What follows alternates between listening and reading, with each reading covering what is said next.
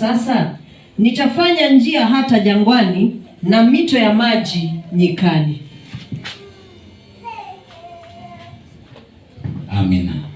Hilo ni neno kutoka katika kitabu cha Isaia ambalo linakuja kulileta siku ya leo, na ni neno la tumaini kwa ajili ya kutia mtu nguvu ama kutia mtu moyo, na ni neno ambalo ni ushuhuda katika maisha yangu. Bwana Yesu asifiwe.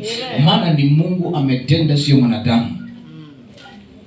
Mpendwa, unaweza kuwa unapitia katika hali fulani katika maisha. Kuna vitu zinaweza kuwa zimekuja katika maisha, unaona kana kwamba ni mwisho wa safari. Kuna mambo yanaweza kuwa yanakutesa katika maisha yako, watu wakaona kana kwamba hutainuka, lakini Mungu anasema ya kwamba, ama neno linasema ya kwamba kuna njia Mungu anatengeneza tu. Bwana Yesu apewe sifa. Amen. Mambo ambayo unapitia katika maisha ni mapito ambayo Mungu anaandaa. Hayajakuja katika maisha yako ili kukufanya uishindwe katika hii safari. God can allow some things to come on your way, not to finish you up, but to strengthen you. Vita zitakuja katika maisha, hazijakuja kwa ajili ya kukuangusha. Mungu anaweza ruhusu upitie mambo fulani katika maisha, sio kana kwamba haoni, lakini ni yeye ameruhusu hayo mambo upitie, lakini baada ya muda fulani hayo mambo yanaondoka. Ni barabara Mungu anaandaa tu. Ibrahimu hawakukata tamaa kumngoja Mungu.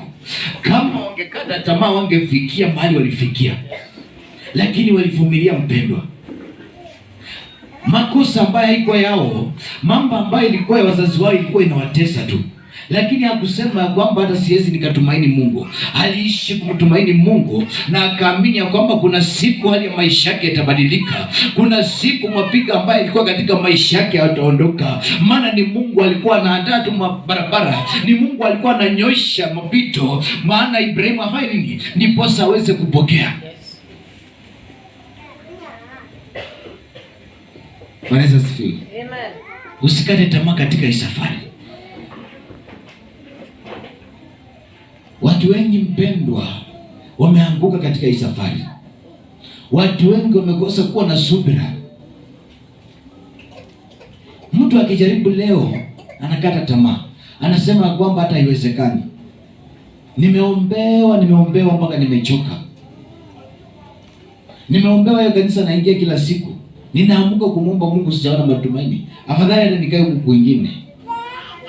Kinga mpendwa huisha.